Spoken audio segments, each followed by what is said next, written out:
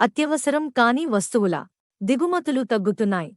ఢిల్లీ దేశీయ తయారీని ప్రోత్సహించేందుకు అమలు చేస్తున్న ఉత్పత్తి ఆధారిత ప్రోత్సాహక పథకానికి పిఎల్ఎస్ఐ తోడు తప్పనిసరి నాణ్యతా ప్రమాణాల అమలు కోసం కొన్ని రకాల ఆంక్షలు విధించడం వల్ల మన దేశంలోకి అత్యవసరం కాని టీవీలు, టైర్లు, వాల్ పేపర్లు, ఏసీ గ్యాస్ కంప్రెసర్ల వంటి వస్తువుల దిగుమతులు తగ్గుతున్నాయని ప్రభుత్వాధికారి ఒకరు వెల్లడించారు.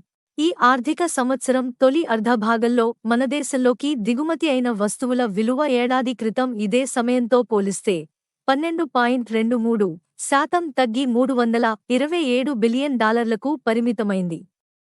మన దేశం అత్యధికంగా ముడి చమురు, పసిడి, ఎలక్ట్రానిక్స్ వస్తువులు, పప్పు దినుసులు, ఎరువులు, యంత్ర పరికరాలు, ఔషధ ఉత్పత్తులను దిగుమతి చేసుకుంటోంది.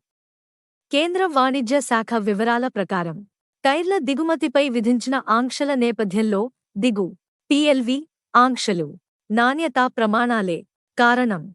2023 ఏప్రిల్-సెప్టెంబరులో $327 మిలియన్ పరిమితం. మతులు 74% తగ్గాయి.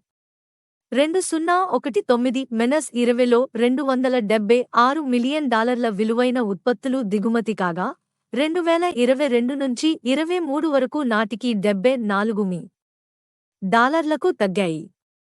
బస్సులు, కార్లు, లారీలు, మోటార్ సైకిళ్లలో వినియోగిస్తున్న న్యూమాటిక్ టైర్ల దిగుమతులపై 200 నుంచి ప్రభుత్వం ఆంక్షలు కొనసాగిస్తోంది.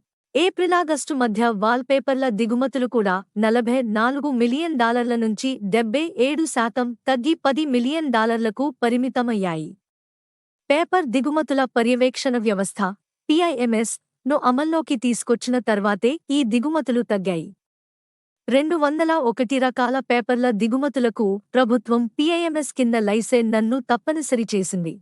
దిగుమతిదారులు ముందుగానే ఏ రకాల పేపర్లు ఎక్కడి నుంచి దిగుమతి చేసుకుంటున్నారో ఆ సమాచారాన్ని ఆన్లైన్ ద్వారా ప్రభుత్వానికి తెలియజేయాల్సి ఉంటుంది. పాదరక్షలపై క్వాలిటీ కంట్రోల్ ఆర్డర్ క్యూఓసీ ను అమలు చేయడంతో జూలై-ఆగస్టు మధ్య దిగుమతులు $163 మిలియన్ నుంచి 54% తగ్గి $75 మిలియన్ పరిమితమయ్యాయి.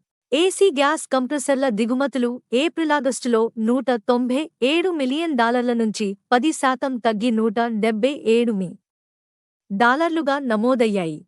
టీవీలకొస్తే 2018 నుంచి 19 వరకు ఏప్రిల్-జూలై మధ్య దిగుమతుల విలువ $100 కోట్ల కాగా ఈ ఏడాది ఇదే సమయంలో $1 కోటి తగ్గింది.